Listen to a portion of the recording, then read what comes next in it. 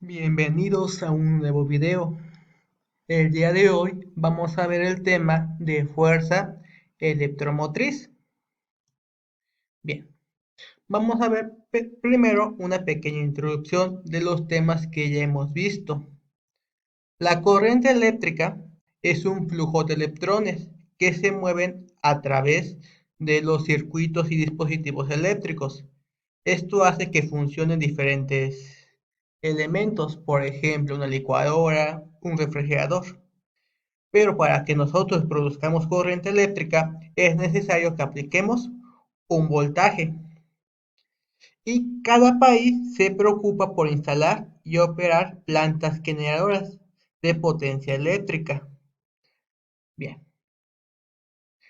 el tamaño físico de un generador va a depender de la cantidad de watts que se requiera producir. Y la corriente eléctrica se mide en amperes. La fuerza eléctrica, también llamada voltaje, se mide en volts. Estos son los conceptos básicos. Pero antes de definir lo que es la fuerza electromotriz, vamos a ver lo que son las corrientes. Vamos a ver lo que es la corriente alterna y la corriente directa. Tienen dos grandes precursores.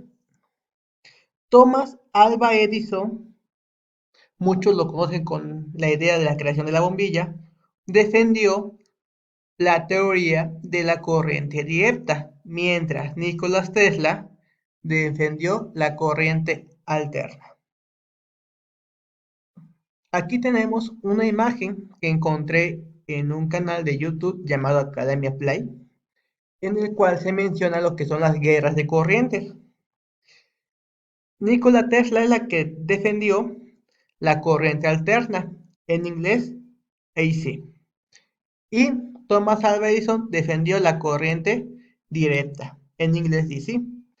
De hecho, estas palabras forman lo que es el acrónimo de un grupo musical, AC/DC. Pero bueno, este es otro tema. Thomas Alva Edison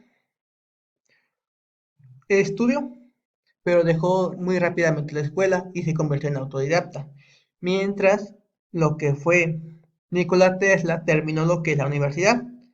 Thomas Alva Edison fundó una compañía que se llama General Electric, mientras Nikola Tesla al principio trabajó con Edison, después creó una empresa y posteriormente trabajó en esta compañía. Y ahora vamos a hablar un poco de las dificultades que tuvieron.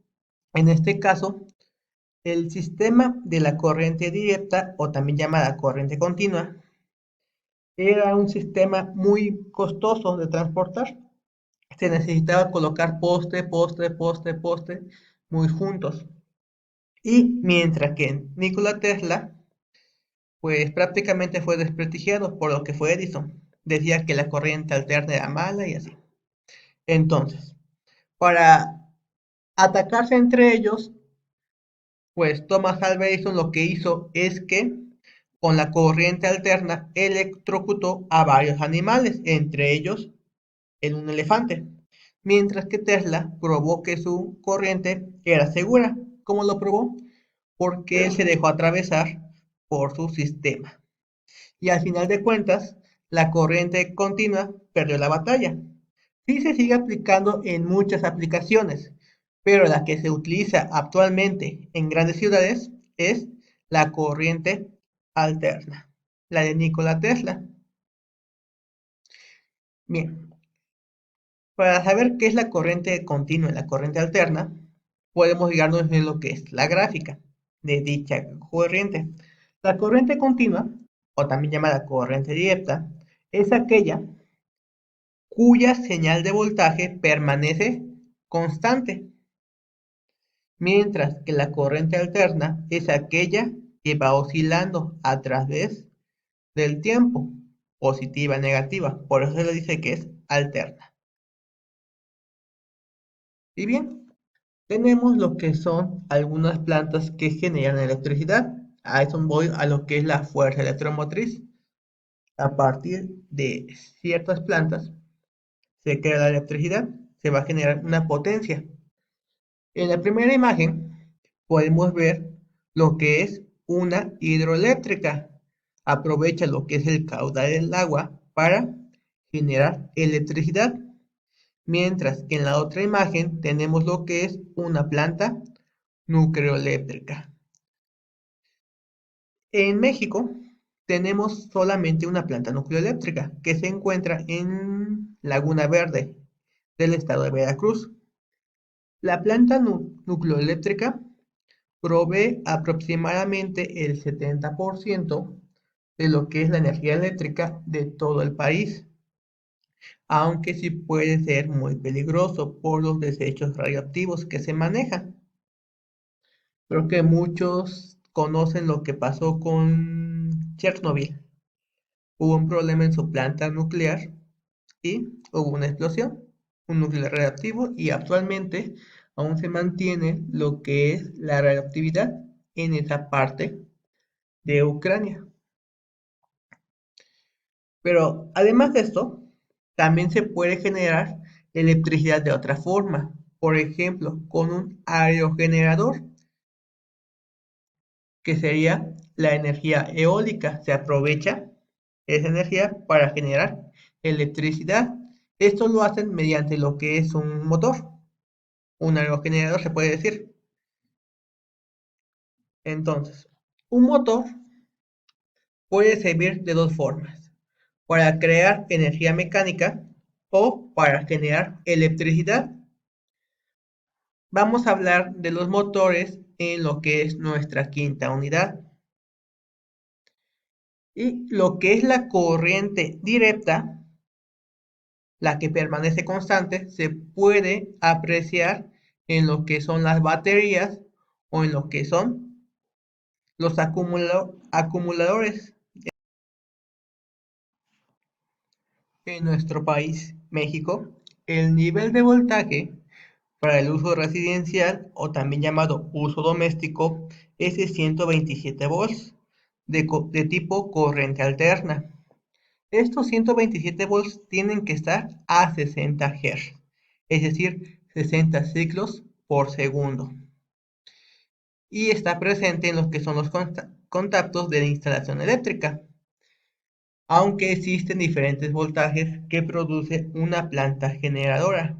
Vamos a hablar cómo es que se transmite la electricidad. Vamos a tener primero una central generadora de electricidad. Puede ser una hidroeléctrica, una eólica, una termoeléctrica o una nuclear. Ahí se produce lo que es la electricidad.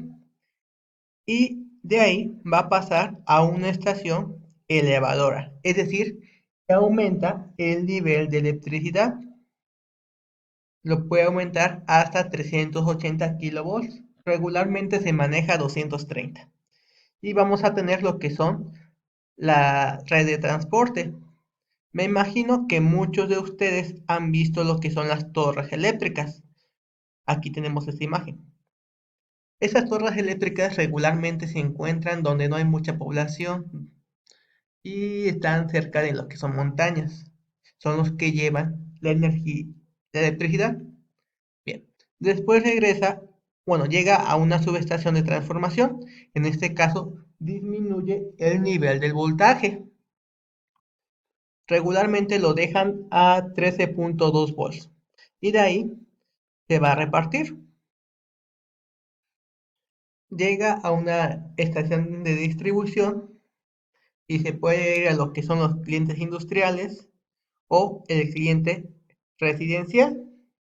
Así es como se maneja lo que es la distribución de electricidad. De una planta generadora se va a una estación que eleva. Tenemos la red de transporte, después una red que disminuye, una red de reparto, otra estación de transformación para que se distribuya a los diferentes clientes. Bien, cuando esté en distribución, vamos a llegar a que va a llegar lo que es a un transformador. Aquí se manejan tres líneas. Entonces, esas tres líneas llegan a lo que es esa parte del transformador. Lo que hace el transformador es que disminuye el voltaje para que nosotros lo podamos manejar y a partir de esa disminución podemos obtener tres tipos de voltaje diferente. Como vemos, entran tres y van a salir cuatro líneas: X0, X1, X2 o X3, o como está en la imagen, F1, F2, F3 y N.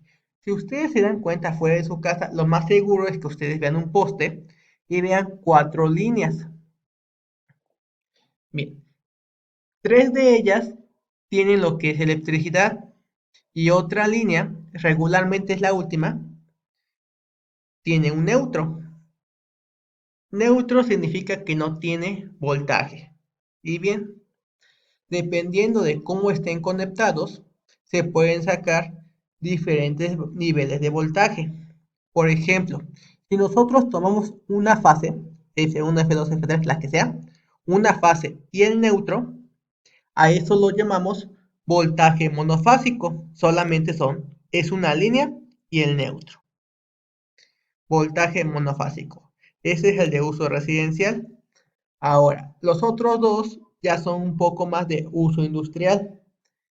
Si nosotros tomamos dos líneas, las que sea, F1, F2 o F3, dos llamadas también fases porque contienen electricidad, si elegimos dos de ellas y el neutro, vamos a obtener lo que es un voltaje bifásico. Y ahora, si tomamos las tres líneas, ya se le conoce como voltaje trifásico, tres líneas el neutro. Monofásico, solamente una fase, cualquiera de esas tres. Bifásico, dos fases. Y trifásico, tres fases. Los niveles de voltaje son diferentes. El monofásico es de 127 volts. El bifásico son 220 volts. Y el trifásico se maneja a 440 volts. Y aquí tenemos lo que son los tres diferentes tipos de contactos. Este es el monofásico. Tenemos lo que son dos entradas y una para tierra física. Bien, el más chiquito es el que representa lo que es lo que tiene el positivo, es decir, tiene la fase, tiene la electricidad, y el neutro es el más grande. Bueno, eso es lo que se supone que debe de ser. También va a depender de quién hizo la instalación eléctrica. Puede ser que se haya equivocado y haya conectado mal los cables. Casi no suele pasar en México. Bien. Tenemos acá lo que es el contacto para lo que es el voltaje bifásico. En la parte superior tenemos lo que son las dos fases y en la parte inferior es el neutro. Y en este caso, este es el contacto trifásico. Tiene lo que son para las tres fases y el neutro. Estos son los tres tipos de contactos más comunes en México. El más común es el que se encuentra en nuestra casa, monofásico, 127 volts. Esto se ve más que nada en uso industrial, 220 y 440 volts.